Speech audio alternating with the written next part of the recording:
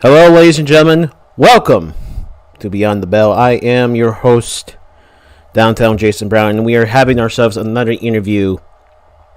And today's guest is current VW Heart Gold champion, former UWO Junior Heavyweight champion, member of the Eye of Truth, the one, the only, Stephen Zayn. Thank you for having me here today, Jason. No problem. So I guess what we're going to begin with is what I left off on with the Needham interview. James Needham challenging you to a match, even saying that he'll let you call the date and the match stipulation. No, he said he told me like he knew I could probably make something happen, but I at least want it to be a mutual thing. So, with that being said, Stephen Zayn, do you accept his challenge? Let me see. No. Because I know what he's trying to do, and I'm not stupid. See, I saw that interview, right? Mm-hmm. And this is just him catering to his ego. And honestly, I have better things to do than try to cater to somebody's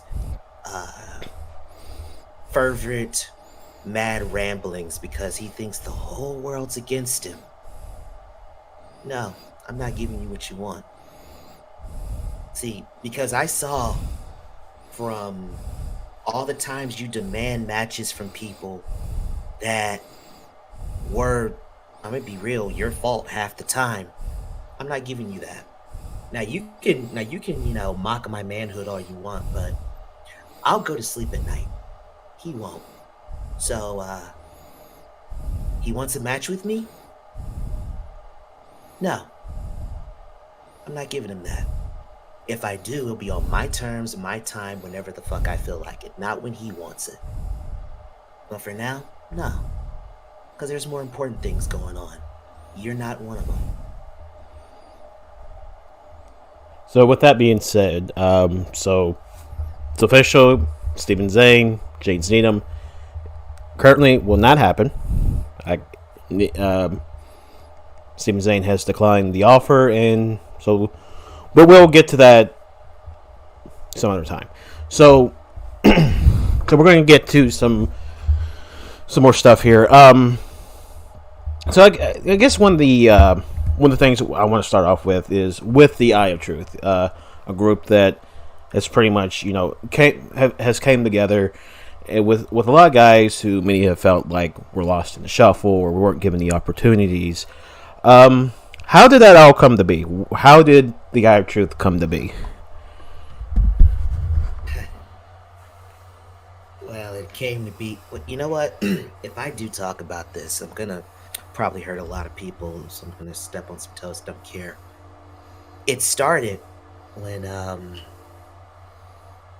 it first started when people started to notice how TJ got treated.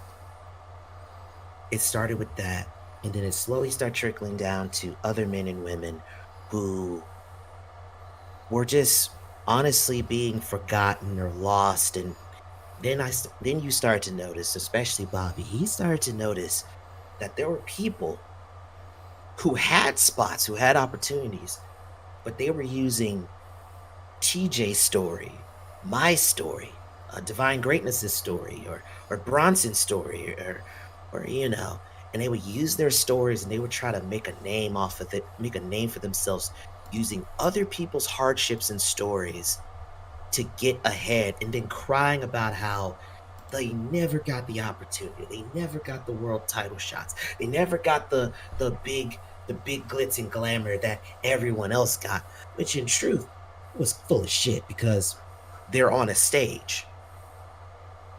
I wasn't on a stage. Divine Greatness barely were on stages. TJ Kennedy, the moment that Heart Gold title dropped from him, was never on a fucking stage. You want the best one? Hey, Prestige won. As everyone in the back calls the night the wrong guy won. The Eye of Truth started out as a bunch of guys who got fed up with everybody stealing their stories, their hardships, and using them for their own selfish means. And to an extent, it's fine, but at least own up to the fact that you're a liar. Own up to the fact that you're fake. Don't sit there and bullshit people and say, oh, well, no, this is what I really am. You're not. And there were too many people like that. I've seen people judge me for how I broke in when I have seen people break in far worse than I ever did. Oh no, I attacked Soul Reaper. I never stabbed somebody in the back for a paycheck, or I never damn near killed somebody just to get myself noticed. But I'm getting too deep into that, aren't I?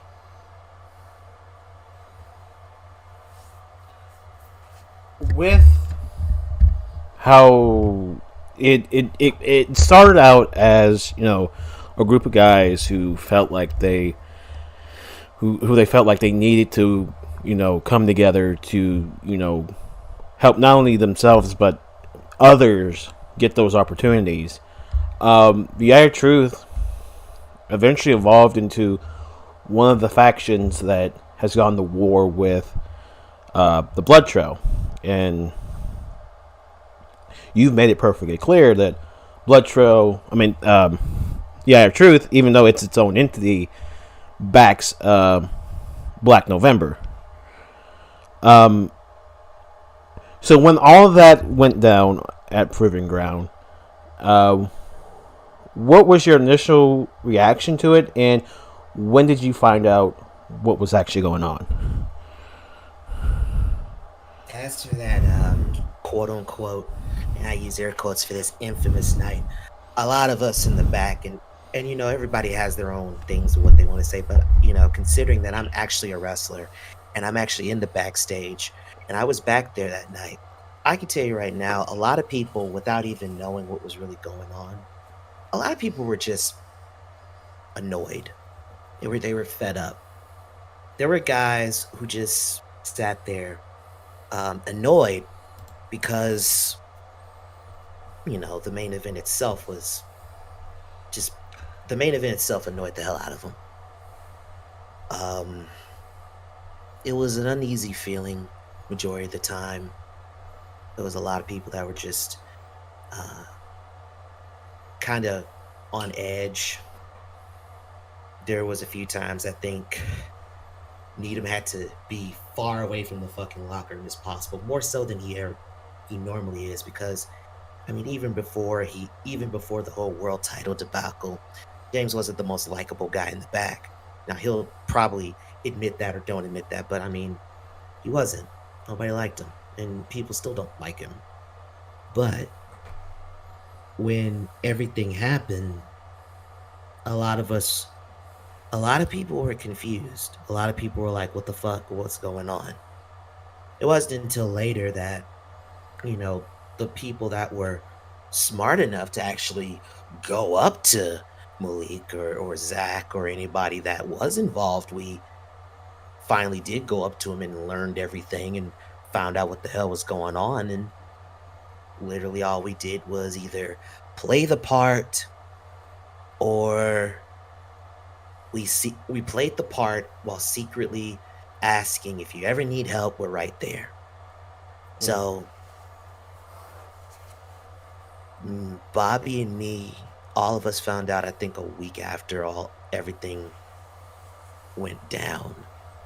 As for the night itself, no one knew until everything happened. And even when Arcane came back to the back, he just didn't say anything. He just packed up his stuff and he went home. And with that with what you brought up, and anytime it does get brought up, I do feel like I have to apologize to Malik because I know I was one of those people who, instead of going to Malik and asking him, I jumped to conclusions, and I know he's forgiven me, but at the same time I feel like I let him down with that.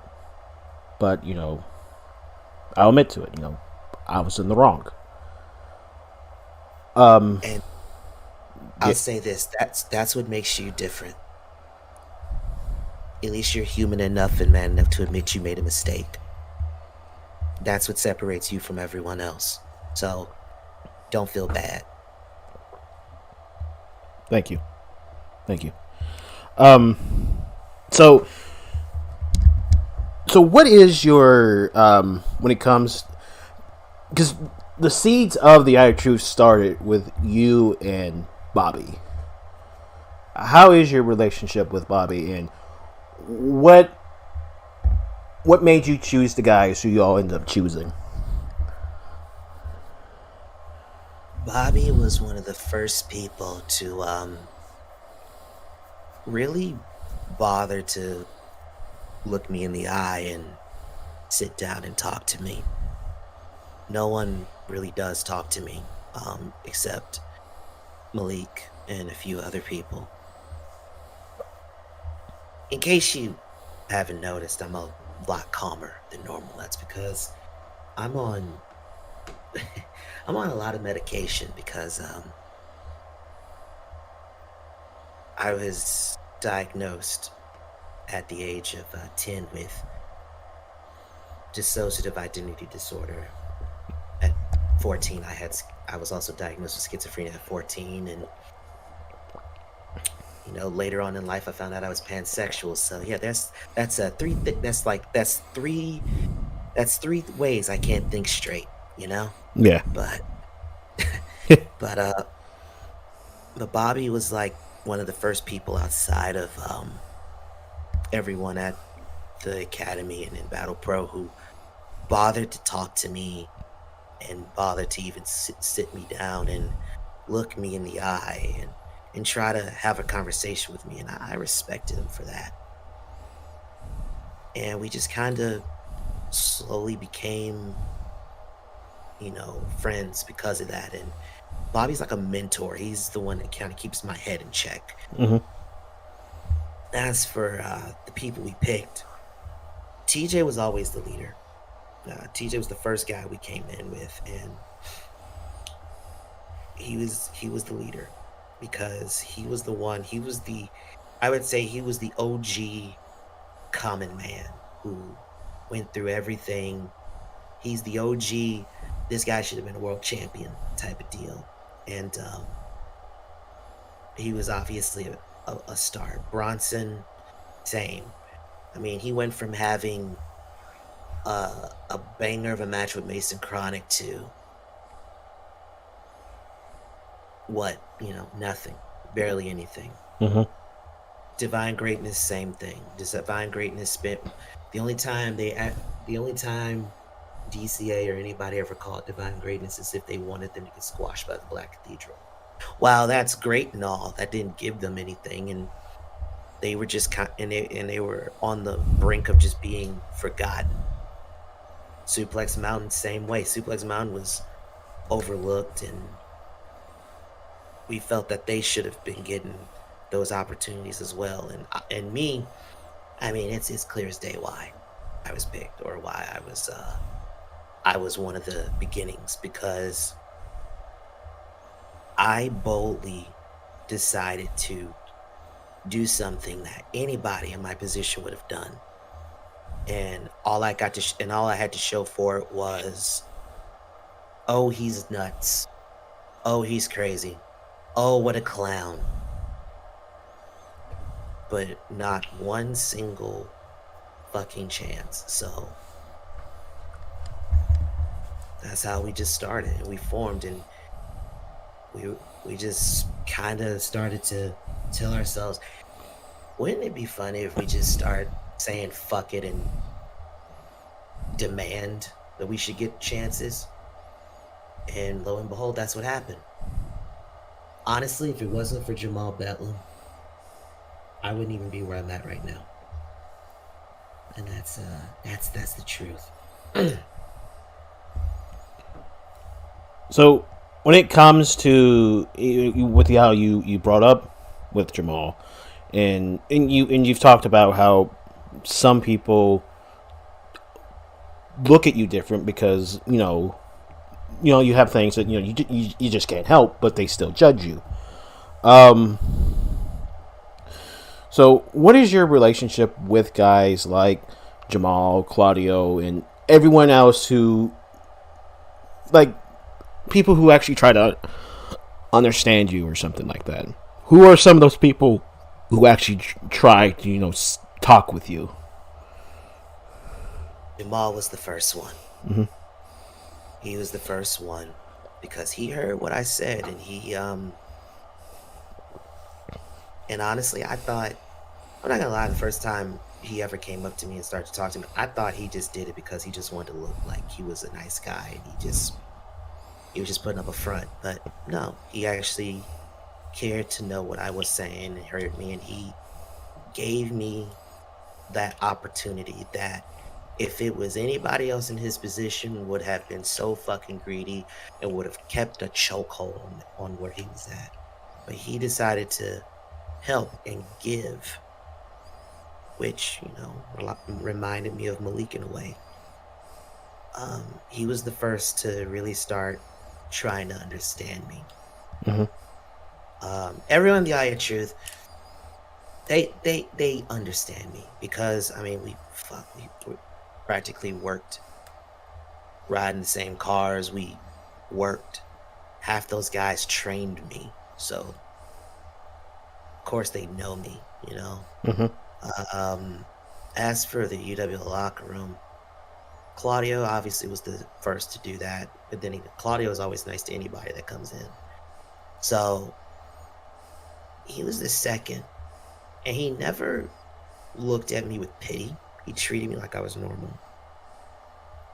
And that's usually what I get. I either get swarmy indifference or fake pity. The type of pity where somebody puts the violin music on for 2 seconds and they're like, okay, moment over. That's usually what I would get. Mm-hmm. But it's a very small circle of people who try to know me. A lot of others kind of keep their distance because the moment I'm doing this or I'm doing this, they just sorry, It's okay.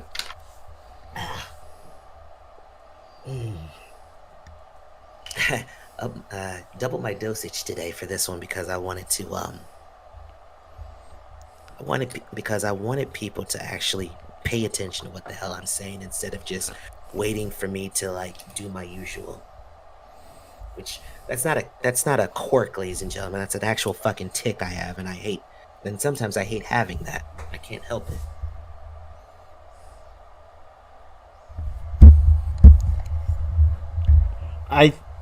I think I've heard you mention this before, and I've had my run-ins with him, but we do know that he is a licensed therapist.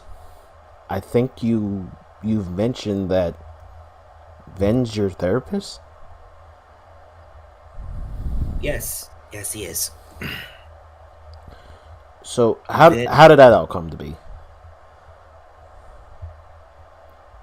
When I first decided to make the almost suicidal plan to my psyche of trying to be a professional wrestler, I tried to pass as normal.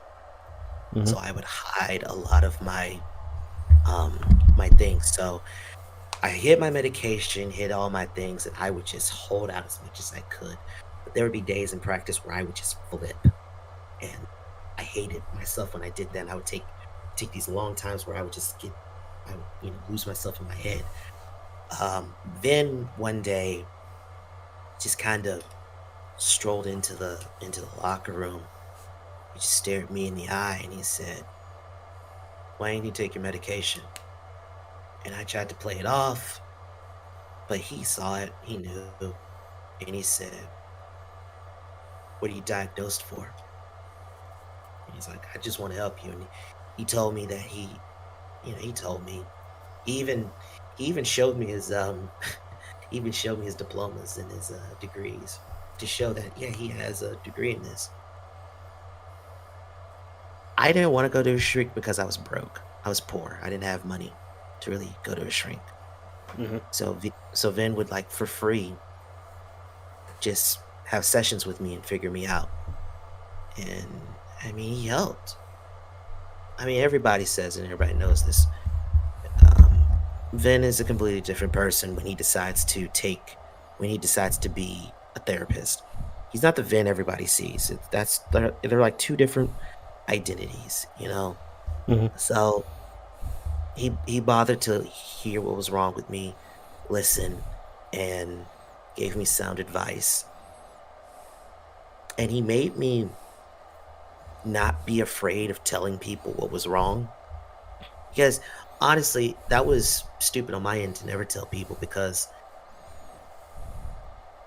if I fuck up in any way, I would hurt somebody and no one would know why because I didn't tell people why. And I think around the next month, I just opened up to people and told them what was wrong and told them what I was, and they understood and they just didn't treat me any differently. And yeah, it's because of Vin that I was able to open up.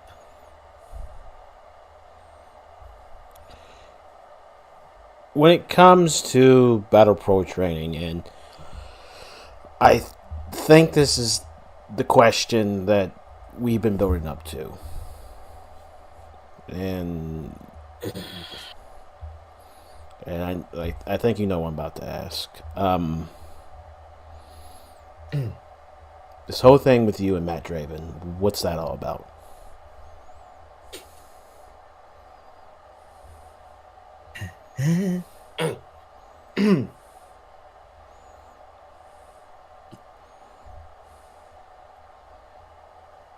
If you don't want to talk about it, we don't have to talk about it. If it's something that... No, no, no, no, Oh, no. okay, okay. Give me a minute. Okay. So when Matt started out, he wasn't the greedy bastard that he is now. He was normal. He was great. He would always lift people up when they had problems. Almost Rocky Balboa as type of help you out when you're down type of shit. And Mm-hmm. I had no qualm with him. Nobody did at that time, and he was fine until somebody got into his ear. It was so fucking obvious somebody got into his ear, and it wasn't any of us. We just didn't know who. Though I have a sneaky suspicion of who, but I'm not going to say yet because I don't have enough evidence.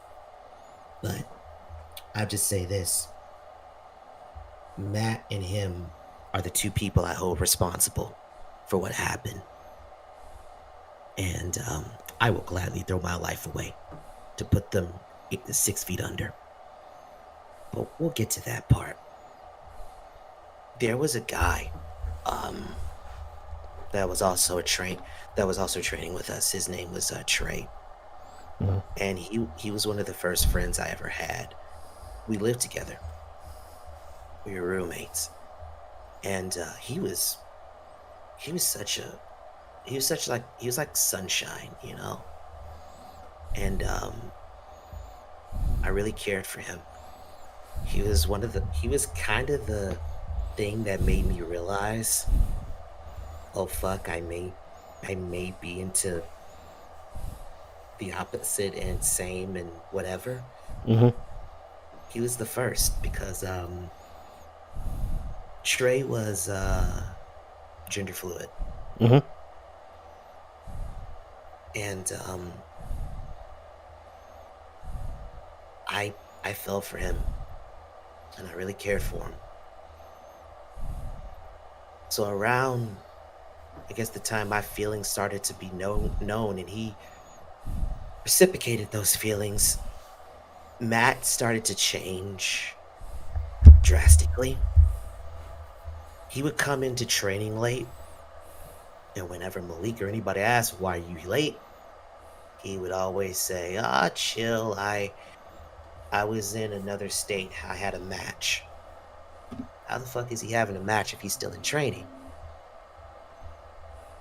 So he would always show up late. He would get more and more reckless. Put like 2 guys in the hospital, and every day Malik would just be like, "You gotta protect those people in the ring. That's your money. That's this, that's that." And Matt would just be one ear out the other, and he would just not give a shit what they're saying.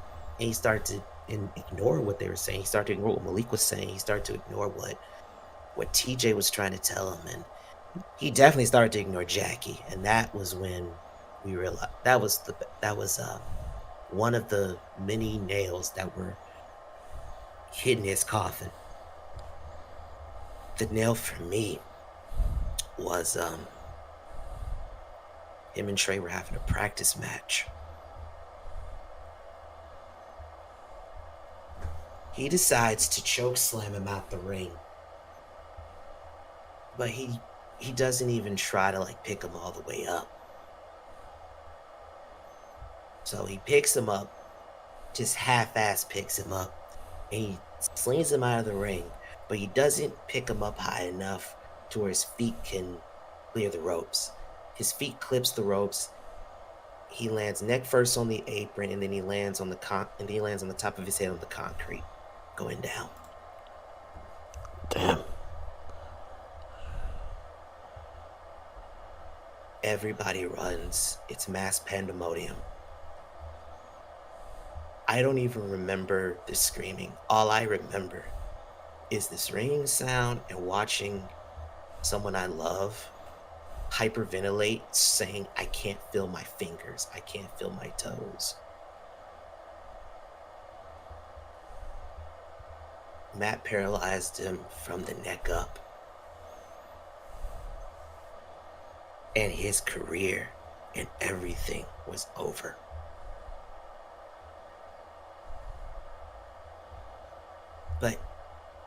But he didn't let it bug him. He didn't let it break him. He still wanted to do something. So he tried to find a purpose. He tried to find something. And we were just, I don't know, he fooled a lot of people, fooled me. And then one day I got off work and I came back home, and I was calling for him. Usually he would be in his wheelchair, and he would, roll out to see me.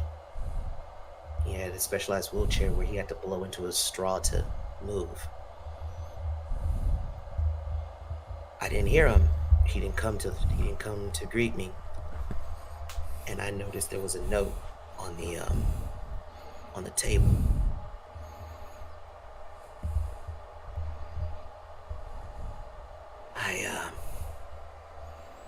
I went into the bathroom and I found him.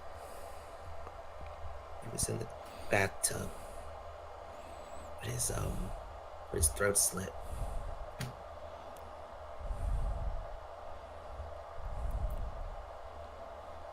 He paid somebody to kill him. Fuck. Next day, that night, I drove through Nashville for 5 fucking hours. And I told myself, I wrote a letter to my mom, my dad, and everybody I knew.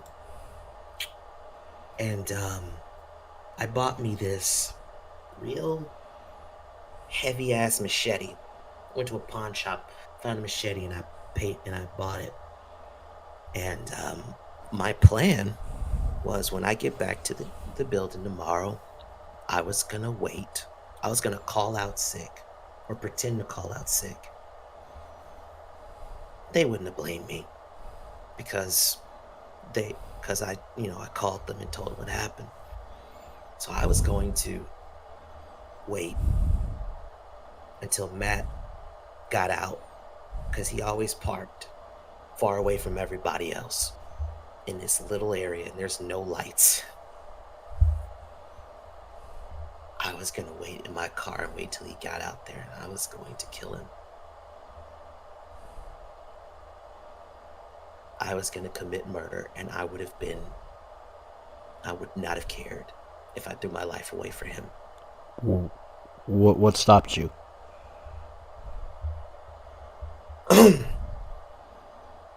When he went too far and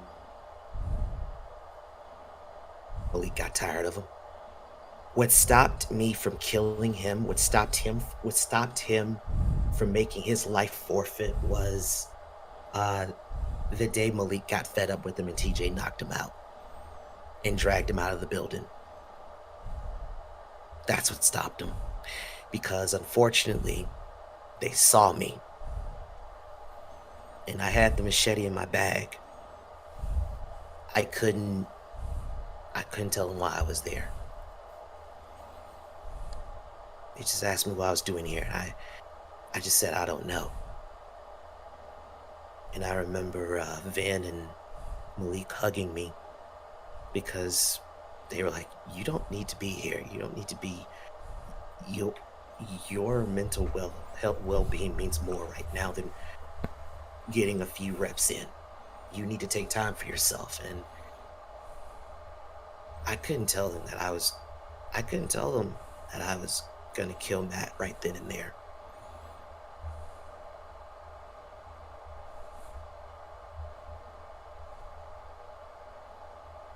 So yeah, that's my reason why I hate Matt so much. You took somebody I love away from me for your own selfish fucking reasons. And you know what? I don't care if you did it because of your family. You took my family away from me. And I was ready to throw my life away. And there's a part of me that honestly I still would if given the chance. And maybe that's a little damning for me to say, but that's how I feel.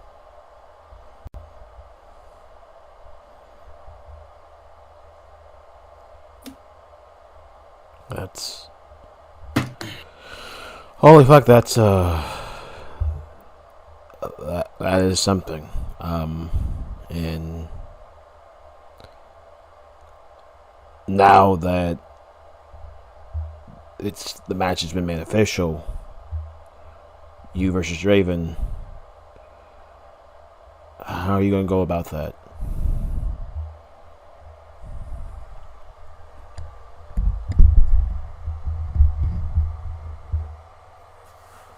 I'm going to gouge his eyes out. I don't care how bad I'm gonna get hurt. I want to make sure I maim him. To me, this isn't a match whether I win or I don't care what happens to me. But I want to make sure he is in pain. I would do unholy things to him that would make me look like a serial killer, and I would care less.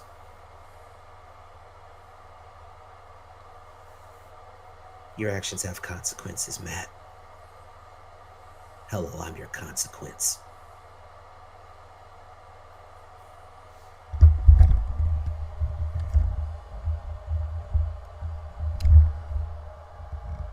With all that's been happening, to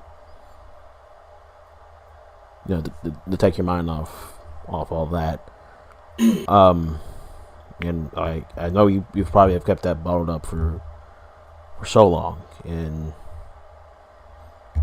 that's a lot of heavy shit right there that you just you finally get off your shoulder.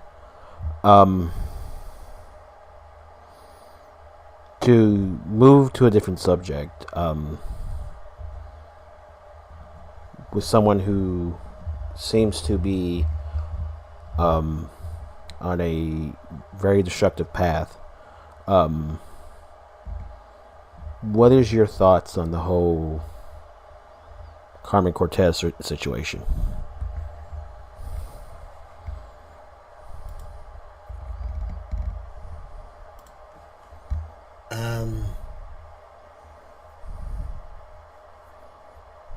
To be honest, it was bound to happen sooner or later. It wasn't a matter of if, it was a matter of when. 98%. It's a 50-50. 50% of it is years of people just kind of taking pieces of her. Mm-hmm. And the other 50% is her not having the courage to admit there's something wrong and asking for the help. Mm-hmm. It's easy for people to parrot. It's easy for people to parrot what Malik is saying. Yeah. And talk about, oh, she wants death. She wants, yeah, because you never fucking lived that before. A lot of them that sit there saying that, a lot of you don't know what that's like. A lot of you don't know what Carmen goes through. A lot of you don't have a single iota of what her mental anguish is. You just parrot it and you sit there saying, oh, she wishes for death and there's nothing we can do about it. No, there is something you can do about it. It's just a matter of, do you have enough of a conscience to give a fuck to do something about it? That's the thing. There are a lot of people just sit there and they say poor Carmen, but it's weird, no, because a lot of them just sit there saying poor Carmen. Meanwhile, they're adding more fucking gasoline to her because she's already doused herself and set herself on fire. And there's the people that sit there saying poor Carmen, and they're just spreading more fucking gasoline on it. I don't need to name names. You know who you are. And it does seem like because we know her family's trying. They're trying their damnedest. But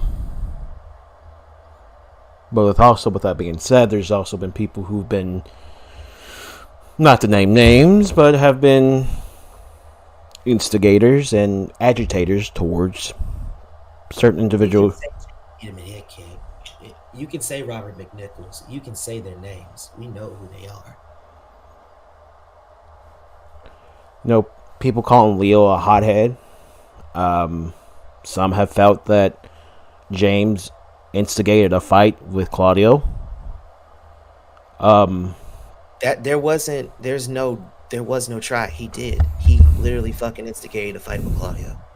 Which he only did because he was too fucking afraid to admit that he fucked up in the first place. So, in typical James Needham fashion, he makes it all about himself and he cries victim. So he tries to pick fights and try to make himself out to be the victim while he's the one that instigated half the shit. I guess, but then again, I guess James wouldn't know what it's like to give a fuck about family since he kind of ignores his family half the time, don't he? But we're not getting into that. Yeah, those people that sit there instigating Carmen, it's good to know but then again, it's not shocking that people like James Needham or his little brother sit there and they instigate Carmen. I mean, you never gave a fuck about her to begin with. You only used her for her resources and her power. At least be, upfront about it.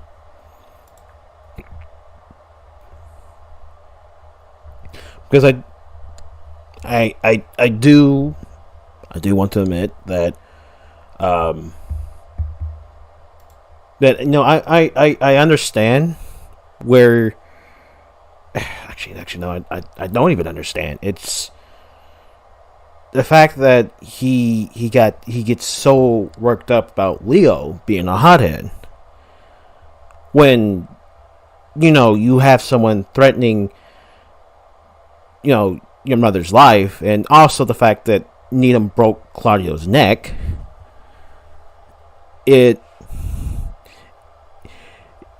does seem a little not even low. It is unfair that he gets all worked up over Leo being upset. It's because he doesn't want to admit the truth to himself. Mm-hmm. No, that's it. He just doesn't want to admit it. The truth is right in front of his face. It's always been in front of his face, but he still tries to find a way to twist it into something else. Mm-hmm. He doesn't want to admit that he's wrong. He doesn't want to admit that what he does is fucked up. He doesn't want to admit that half of everything that's been going on and his blind hatred towards Malik and everybody else, it's literally just his own psyche breaking, because what he doesn't want to admit is that it's his guilt eating away at him, and he doesn't want to admit that it's his guilt eating away at him, because truthfully, James puts himself in these situations. Nobody put a gun to his head and told him to be this way. Nobody ever put a gun to his head and told him, you need to fight the heretic. You need to fight Alex Covington. You need to fight the evil that's Arcan. No one fucking told him to do that. He did that himself because at the end of the day, it's his ego that drives him. I mean, it's easy for Needham to sit there and talk about what the people that he hates, which he has the greatest hate bone for, is Zach and Malik. It's easy for him to, complain about them, when in actuality, what they did wasn't even that bad. It was bigger than him, bigger than anybody in that ring. But James Needham feels in his heart of hearts, he is the thing that centers around the universe. It was all about his ego. That's all it is. His ego got hurt. His ego got destroyed. His ego got mangled. And he wants to blame everybody around him except look in the mirror and say, no, I fucked up. It's easy to cast blame on somebody. Blame on yourself. It's easy to make lies up than accept the full frontal truth of everything. It's easy for you to say, well, yeah, I did this, but there's no but to it. It's just another moment of James Needham's own hubris literally eating away at him, and he just wants to blame everybody. I mean, that's what happens when you invalidate everybody else's personal problems by trying to validate your ignorant reasons. Yes, you're gonna mock Leo because he's a hothead. That's somebody's fucking mother. I don't care if my mother committed a horrible crime. That's still my fucking blood, and I will defend her to the ends of the fucking earth. I don't give a fuck if you have a problem with what my wife does. That's still my fucking wife, and you got no right to say anything to her because you don't know her. James don't fucking know Carmen. He's like a majority of a lot of people, except like 2 or 3 that sit there saying, I know Carmen Cortez, you understand? You don't fucking know Carmen. You fucking used her for her money and power and resources, because, James, that's all you were when you started out. You can't sit here and talk about anybody and how they're horrible people, or have the gall to go up on a fucking program and call somebody a pussy because he did what he did to you. Need I remind you that you went to the land of handouts, TPGW, and you stabbed your own best friend in the back for a fucking contract and opportunity? It's not even the fact that you did it, because shit, let's be honest, I would do the same thing too. But what makes you different, but here's what separates you and me. I would accept that shit. I'd own up to it. You lie to yourself. That's all he's done, is lie to himself. He wants to deny that he didn't do that. What happened with Gnarly was not his doing, when there is video evidence that says differently. He wants to sit there and say, both me and Charles both had problems, and it's an agree to disagree. No, fucker. You stabbed your one and only friend in the back for dirty money. And then have the nerve to sit there and cry about loyalty. Loyalty. Mister, I only give a fuck about people when it's convenient to them.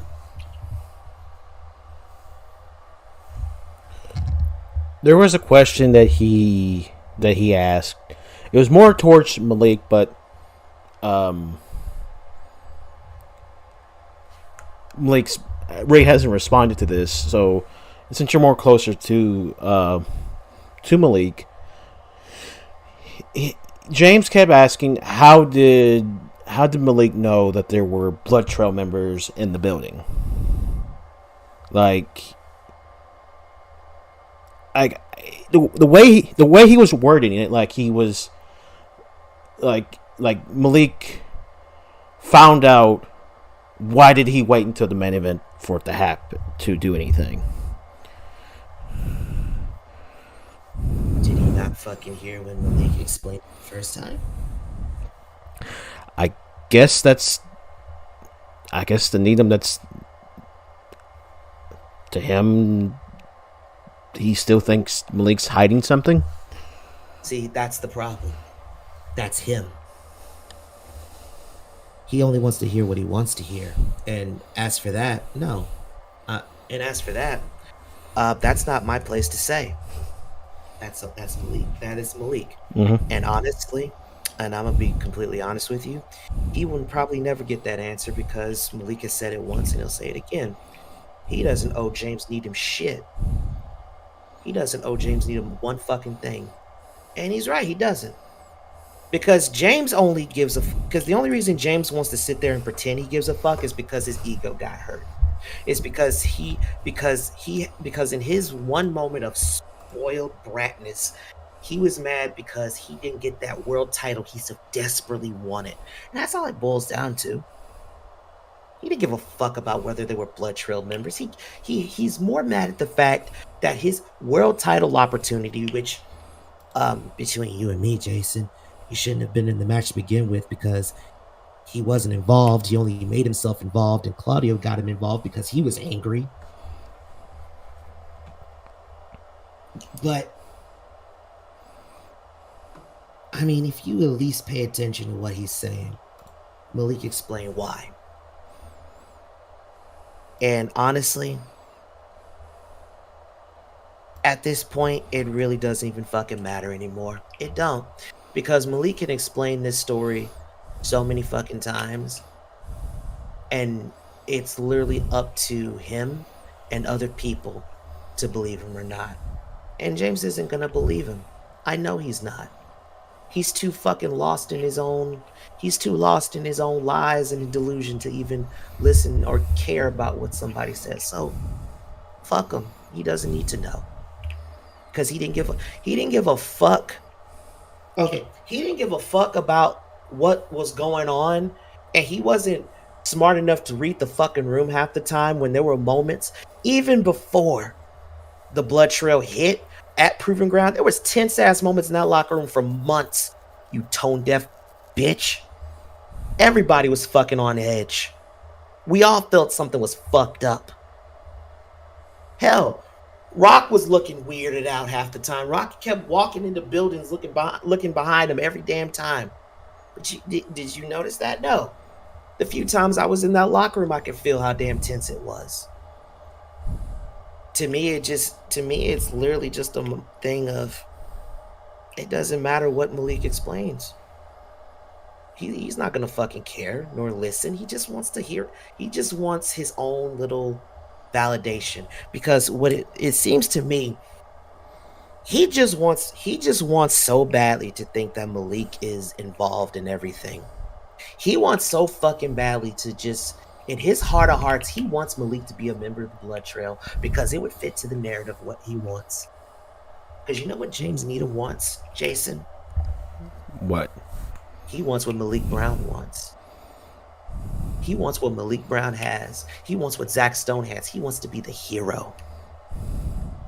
He wants to be the big fucking hero that took down the horrible, mean Malik Brown, not realizing that Malik has sacrificed himself more than he has ever done for anyone else except himself. And if I say that, that's just that's just you drinking the Kool-Aid.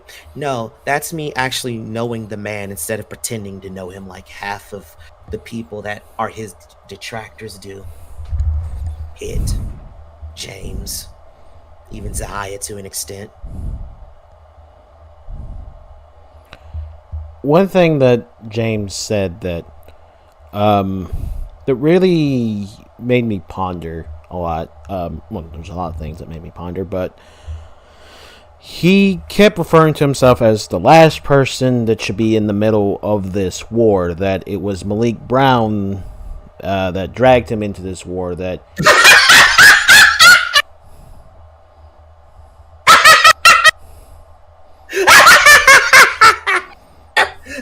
I'm sorry. Fuck. I'm sorry. Drag into the war.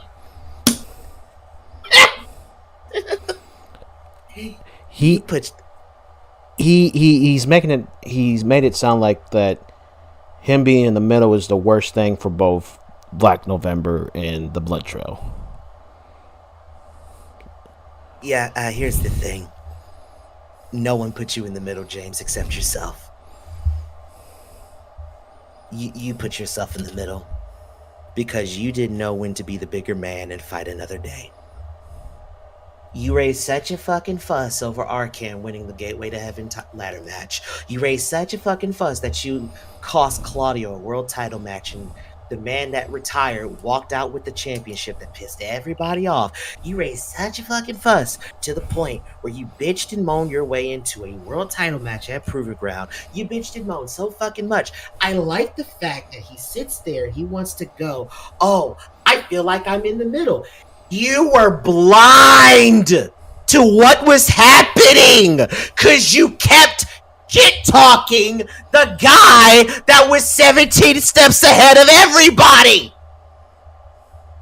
Have I forgotten that you literally thought Rock was the head of the Blood Trail when he was a puppet? Need I remind you that you were so lost in Destiny Williams, and you and your brother were so lost in Destiny Williams?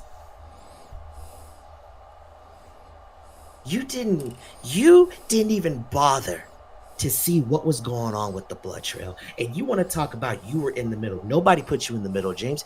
You did. You forced yourself in the middle. And yet you still underestimate everything around you.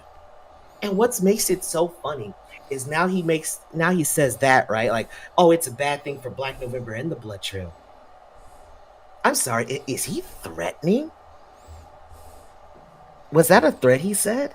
It could have been. I mean, it sounds like a threat. It sounds like he's trying to warn people, which I'm going to be honest with you. You don't have that kind of power to be warning anybody. Especially the Blood Trail when you have literally been, especially the Blood Trail when you have never paid one single iota of attention what's really going on. You're too busy going after Gnarly, who's not even a fucking matter in this whole thing. No, he's only a matter to you because of the shit you did to make that fucking monster. And you know it. But you're not going to admit it, right? You're not going to admit any of that because it's hard for you to admit that.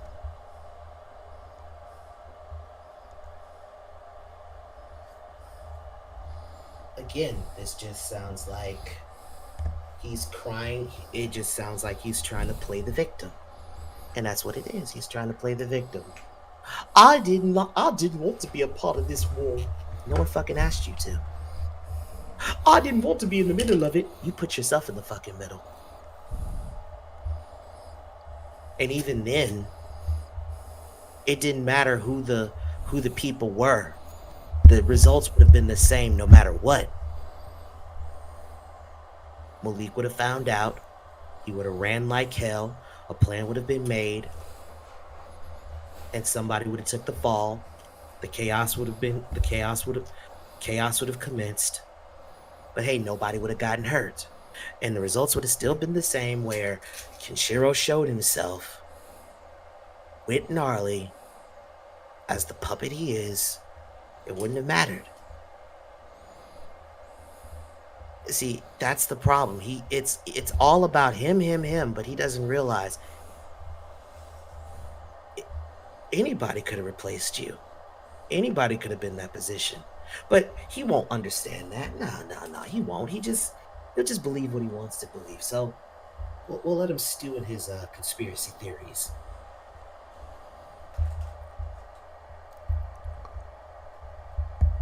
With with the blood trail, and especially with your few spats with Kane Monroe, what is your current stance when it comes to facing the blood trail?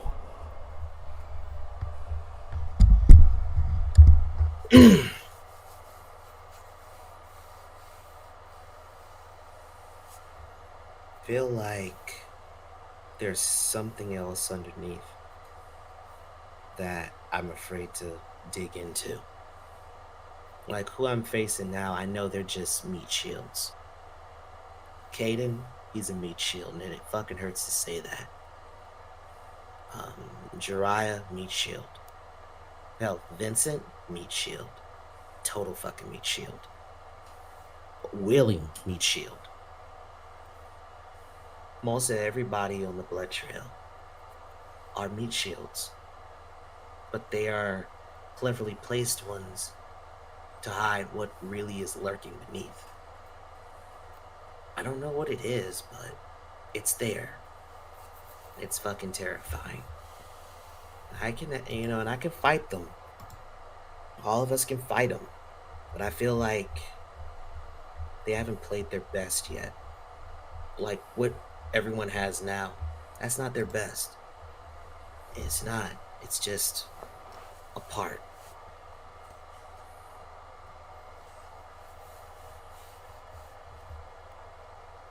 When you won the Heart Gold title, it was the same night Sly won the VW World title.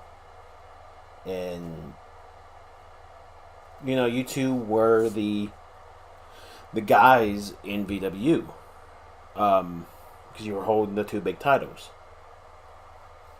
When Ashes of Eden happened, what happened at the end?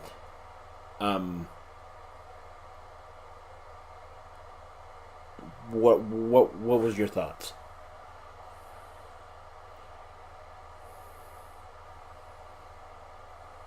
Couldn't believe it.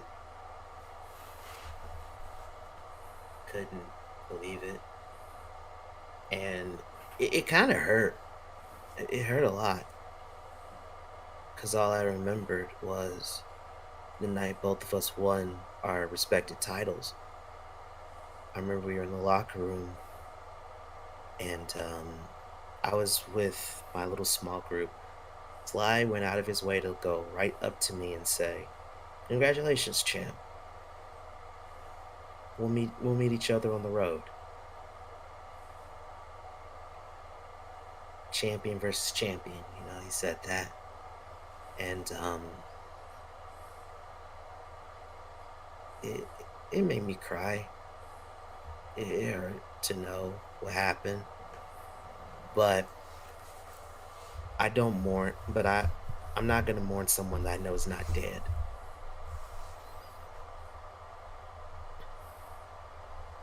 What I do know is that when he comes back, it's gonna be very interesting. Because then we're gonna see just how strong he he really is.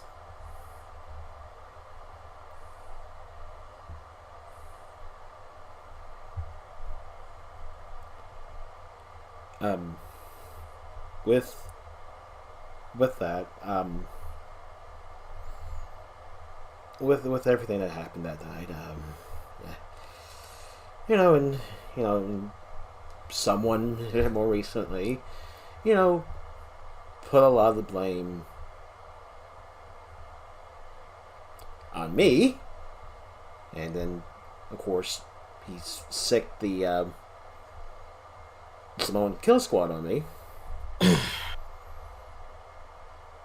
This is the, I've been dealing with a lot of shit myself. I was I was in a real bad place. I've been in a real bad place mentally. I'm getting the help. I'm getting the help. But with what Taggart's been doing,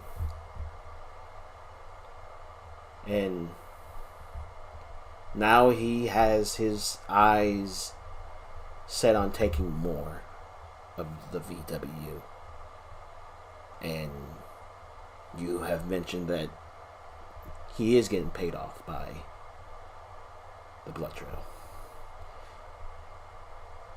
What are your thoughts on that? Well, first, Taggart's hands are just as bloody. Though he knows that though.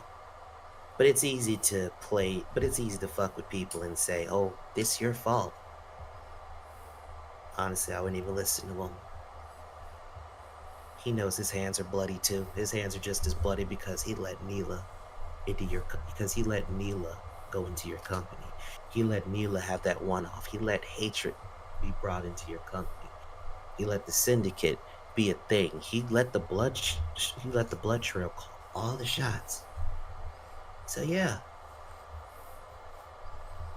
his hands are just as bloody as anyone else's. And I did say that, I kind of hinted it, but I'll say it outright. Taggart is being paid off by the Blood Trail because there's no goddamn way he has that kind of power or that stroke to do what he does. And the thing is, it could have been dealt with many times over, but when half the board is also corrupt and are willing to turn their eye for the greater good, in their mind, what is the greater good, which is more ratings, more talent, more money, it's easy for Taggart to take over.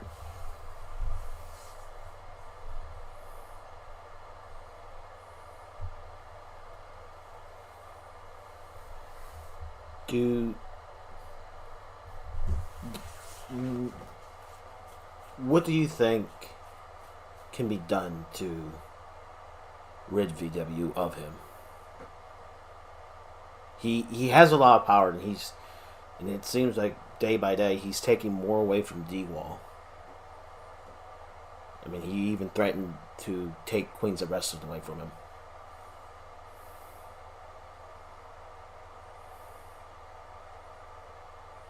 Well, first, you have to at least cut the heads off of everybody else who is either helping him or just a liability.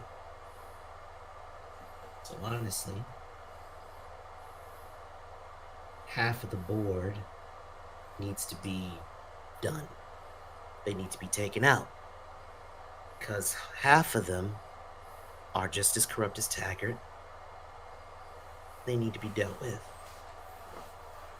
The only way that can ever be dealt with is if you get somebody of equal power or on the same wavelength as the Blood Trail in terms of power, or the Blood Trail themselves decide, we don't like you, and they decide to X them out. Once you X them out, Taggart is easy pickings.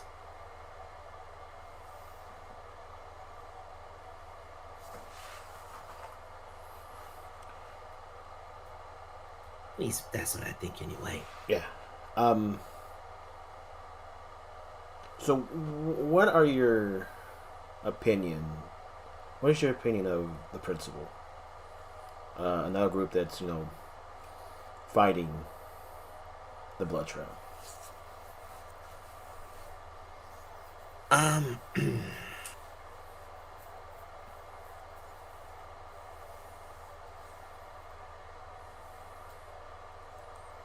think I think their heart's in the right place. I do. But also at the same time, I think they're just as flawed as everyone else. They're just as flawed. They make flaws. They make mistakes. You know, and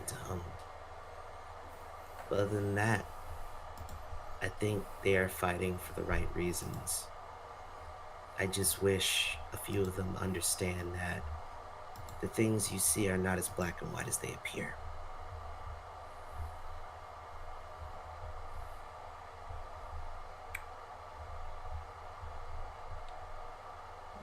What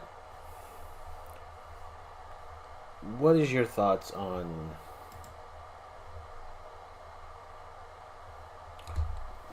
circling back to another subject? Because it seems like it always does get brought up and everything like that. Because she has seemed to play a big factor in a lot of things. And right now, even the Blood Show are trying to recruit Carmen into their conglomerate. Do you think her family can get to her?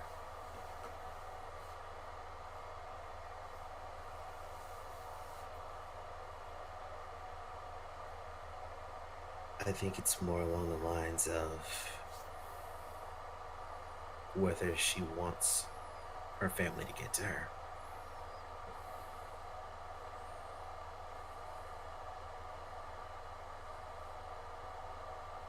If her family gets to her, it's because she wants that.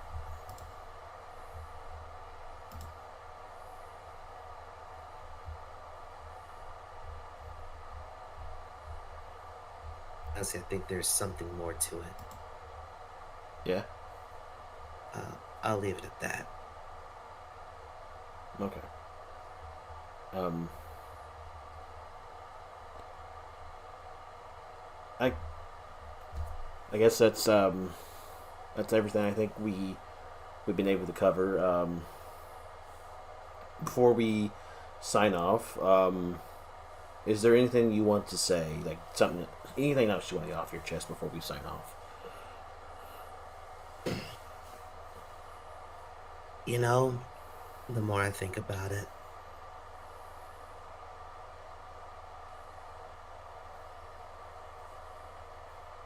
you know what, James? Since you're so fucking adamant I want to fight somebody, we'll have our match. And you know what? The way I see it, we ain't got nothing to do. Hell, it ain't got to be nothing special. Just, if I remember, Prestige usually has this weekend where they showcase a lot of stuff, right? Uh, I yes. I don't know if it's happening this year, but if the Prestige Festival is happening, then yes, yeah. Well, if that's the case, then this is what's gonna happen. Just meet me in the parking lot at the arena that Prestige is gonna be at. You want to fight? We'll fight there.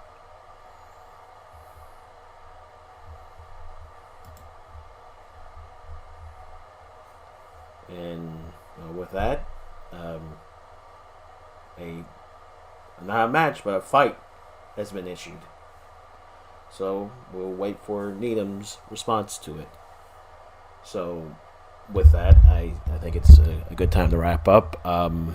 Thank you, Stephen, for coming here this evening, and thank you for letting a lot of things off your chest, especially some things that you probably have held on to for a very long time. Thank you for having me here today.